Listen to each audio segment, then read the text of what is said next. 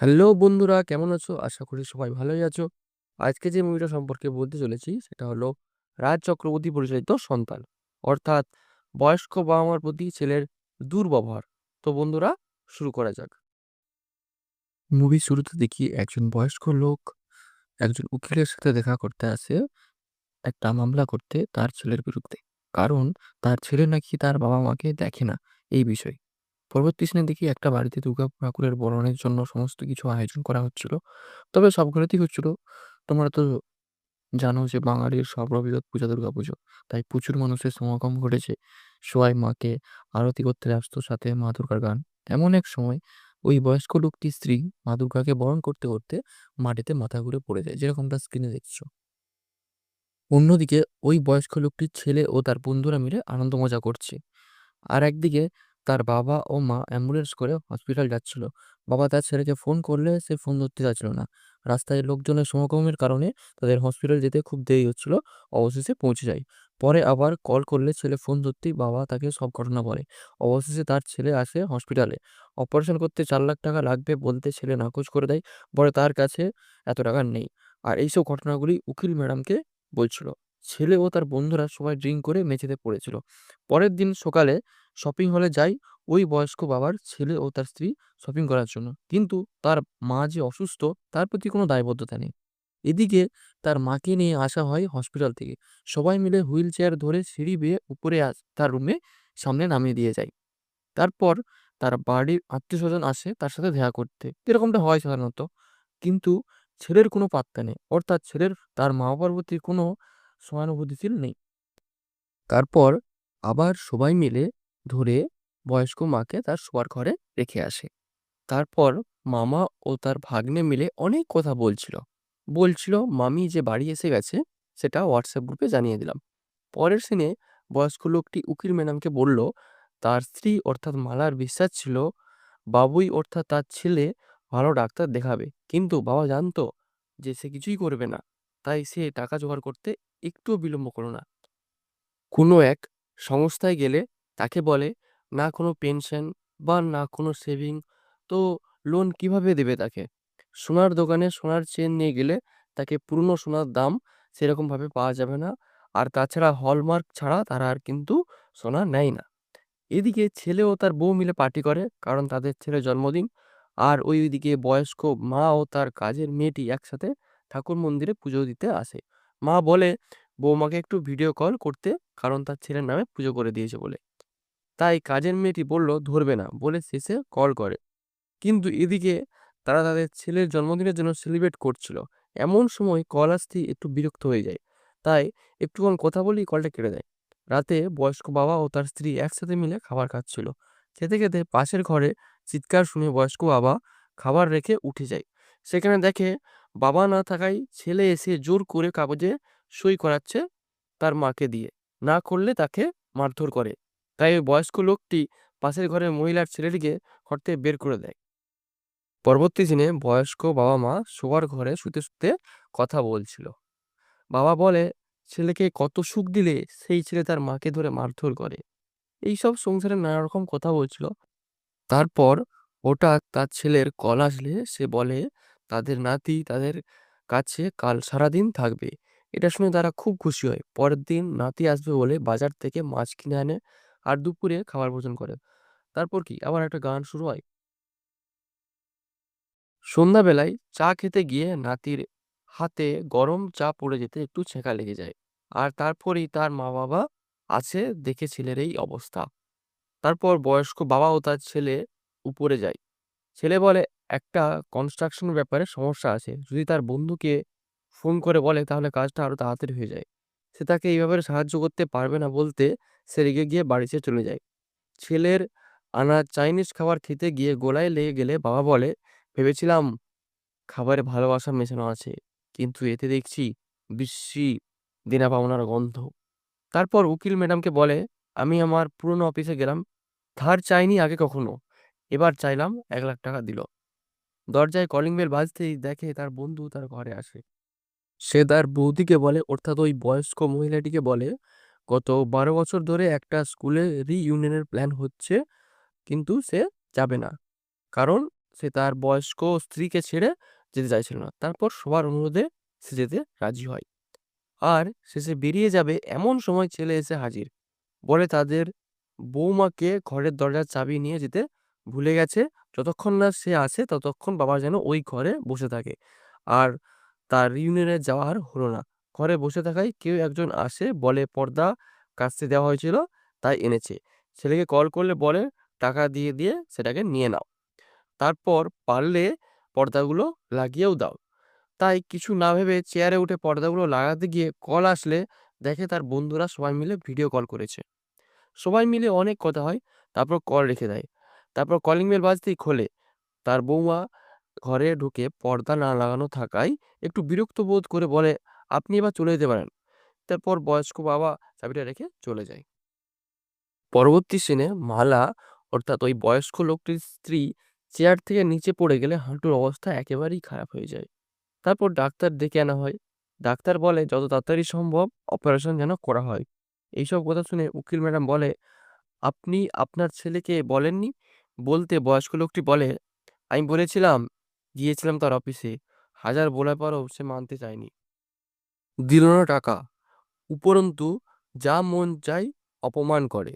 তাই সে ধিক্কারে চলে যায়। যাবার সময় হাতে থাকা কাঁচের গ্লাসটা হাতে করে ভেঙে দেয়, কারণ সে এত অপমাননা সহ্য করতে পারছিল না। সাথে গ্লাস ভাঙার টাকাটাও দিয়ে চলে যায় অফিস থেকে। সত্যি, বাবা মারকে সাহায্য করার প্রতি ছেলে অপারক। মার অপারেশনের জন্য কিছু টাকাও দিল না। বাড়িতে ফিরে এসে হাতে সে তার স্ত্রীকে এই বলে কান্নাকাটি করে, সে তার জন্য কিছুই করতে পারছে না। শেষে কি করবে ঠিক করতে না পেরে নিজের বাড়িটাই বন্ধক দিয়ে দেয়।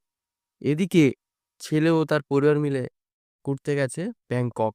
সত্যি এসেও ভাবা যায়, আবার করাও যায়। অপরদিকে টাকা পাওয়া মাত্রই বয়স্ক লোকটি তার স্ত্রীর অপারেশনের ব্যবস্থা করেন। তার বন্ধু বলে যেন তার ছেলেকে জানায়। সে বলে, অনেকবার কল করেছি কিন্তু সে তোলেনি। এই বলে আরেকবার কল করতে গিয়ে দেখে সেই ফ্যামিলি গ্রুপের ফটো দিয়েছে ছেলে ও তার বৌমার। এইসব দেখে বন্ধু বলে, তুই যা যা শিখেছিস সব ভুলে গেছে তোর ছেলে। এমন সময় ডাক্তারবাবু আসে, বলে অপারেশন ঠিকঠাক হয়েছে আর পেশেন্ট ঠিক সুস্থ আছে। পরের সিনে বাবা তার ছেলের কাছে আসে এটা জানতে যে তার কাছে টাকা থাকা সত্ত্বেও সে কেন দিল না। ছেলে বলে, কি দরকার আছে, পরে করানো যেত। বাবা বলে, সে আর চলতে পারবে না। ছেলে বলে, বসে থাকবে এক জায়গায়, আর কি করবে। শুনে বাবা বলে, আমরা বয়স্ক বলে বসে থাকবো আর তোরা ঘুরে বেড়াবি? তুই তো একটা অপদার্থ। একটু মায়ের কাছে বসার পর্যন্ত সময় নেই, আমার সাথে কথা বলারও সময় নেই। ছেলে বলে, আমার টাকা আমি যা খুশি করতে পারি বলে মদ খেতে খেতে বাবাকে ধাক্কা মেরে বেরিয়ে চলে যেতে বলে। আর থাকতে না পেরে উকিল ম্যাডাম বলে, কোর্টে কেস করলে আপনার স্ত্রী রাজি তো? বয়স্ক লোকটি বলে, ও হয়তো আমাকে কোনোদিন ক্ষমা করবে না।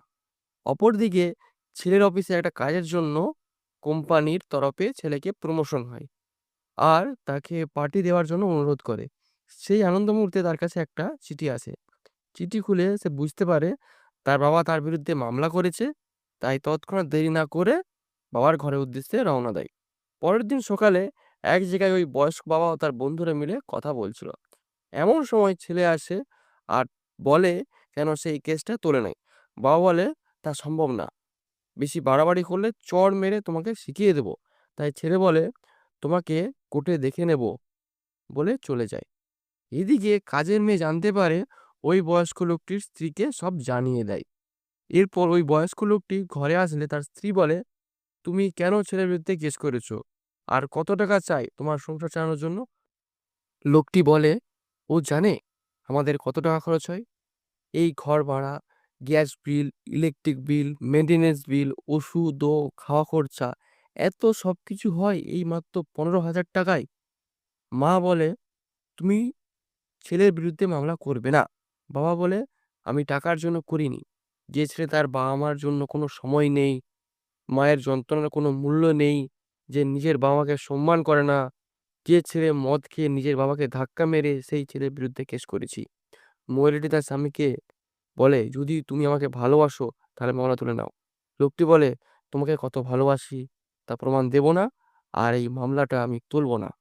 এদিকে ছেলে ও তার স্ত্রী মিলে কেসের ব্যাপারে কথা বলছে, সাথে মা তাদের মায়ের বন্ধনে আবদ্ধ হয়ে বৌমাকে কল করতে থাকে। না ধরলে মেসেজ করে বলে, আমার কথা একবার শোন, আমি এসব কিছু জানতাম না।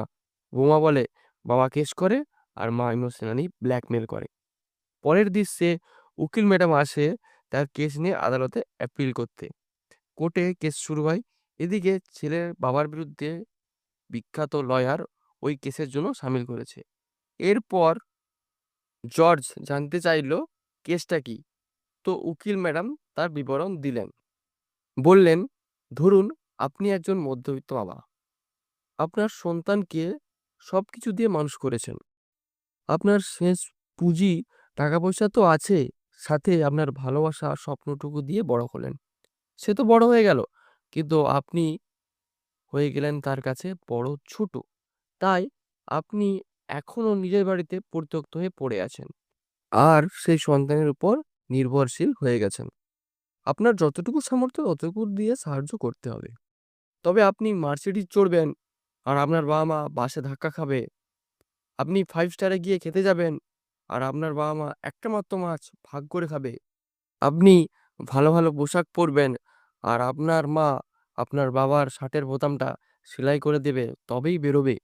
না, তাই যাতে সঠিক বিচার পাওয়া যায়, আমি ইন্দ্রাণী বোস অর্থাৎ উকিল ম্যাডাম মিস্টার ইন্দ্রনীল বোসের বিরুদ্ধে কেস করছি। এখানে ইন্দ্রনীল বোস হলো ওই বয়স্ক বাবা মার ছেলে। এরপর জর্জ ডিফেন্সকে কিছু বলার অনুরোধ করে। ডিফেন্স তার বিরোধী পক্ষের সব কথা মেনে নিলেও সাথে বলে, ছেলেরা কি করবে? তাদের কি কাজকর্ম ছেড়ে বাবা মার কাছে পড়ে থাকবে? এদিকে আবার টাকা না দিলে কেস, ওদিকে সময় না দিলে স্ট্রেস কেস। মা বাবার তার সন্তানদের ব্যবহার করেন এটিএম কার্ডের মতো। তোমাকে পড়াশোনা করিয়েছি, টাকা দাও। মানুষ করিয়েছি, টাকা দাও। বড় করেছি, সময় দাও। আবার ছোটবেলায় গল্প শুনিয়েছি, তার জন্য টাকা দাও। ছেলে মেয়ে কি নিজের ইচ্ছায় জন্মায়? এতই যখন চাপ, তাকে কেনই বা জন্ম দিলেন?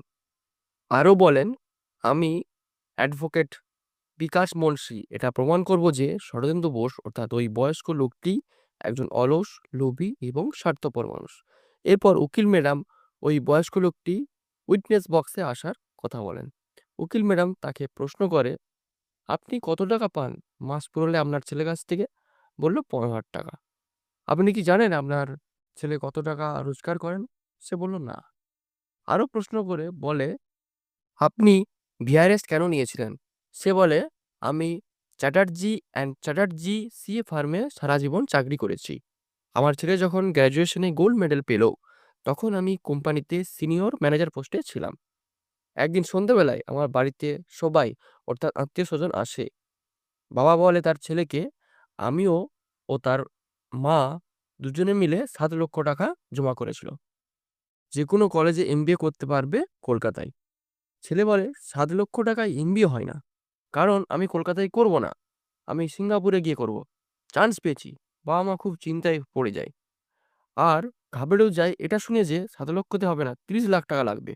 তাই বাবা মা সিদ্ধান্ত নেই কি করা যায়। বাবা ঠিক করে সে তার চাকরিটা ছেড়ে দেবে, তাহলে একসাথে অনেক টাকা পাবে।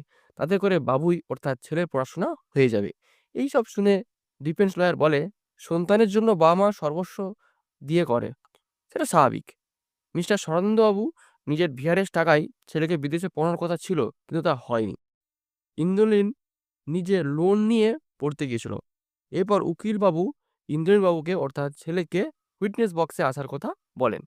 উকিলবাবু বলেন, আপনার বাবা আর কেন চাকরি করেনি ভিআরএস নেবার পর?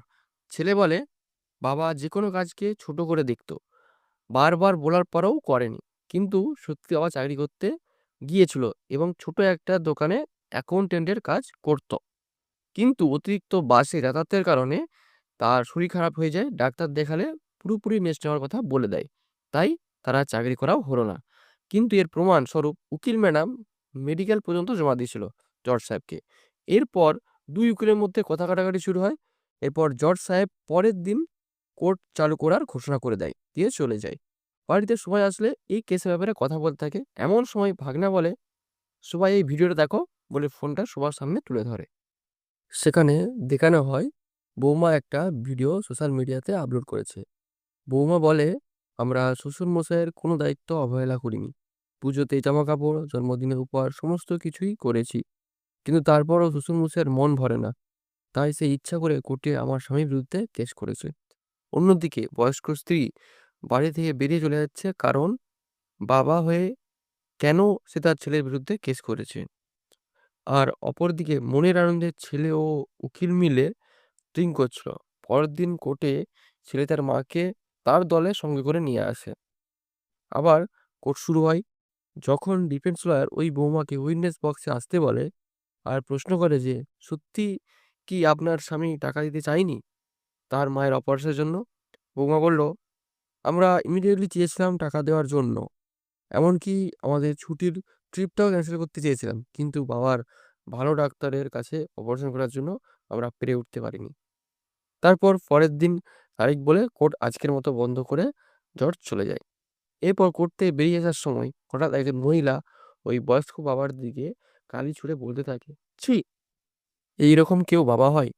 মুখে কালি নিয়ে ঘোর চারিদিক। তোকে তোর বউ ছেড়ে চলে গেছে। এইসব দেখে বয়স্ক মা আর থাকতে পারেনি। খুব চিন্তায় থাকে। রাতে অনেক দেরিতে বয়স্ক লোকটি বাড়ি আসে। এদিকে নিউজ চ্যানেলে খুললে দেখা যায় ছেলে বলে তার বিয়েতে সব খরচাই সে ও তার বউ মিলে করেছে, বাবা মা কিছুই দেয়নি। কিন্তু মা তার গয়না বিক্রি করে টাকা দিয়েছিল।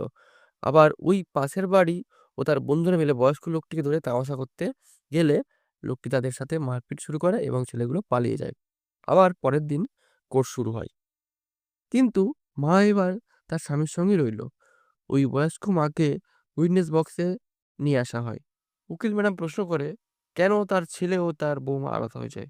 সে বলে, হয়তো তারই জন্য সে ছেড়ে চলে গেছে। আরও প্রশ্ন করে, বলে, আপনার ছেলে আপনার হাঁটুর অপারেশনের জন্য টাকা দেয়নি কেন? মা বলে, তার টানাটানি চলছিল।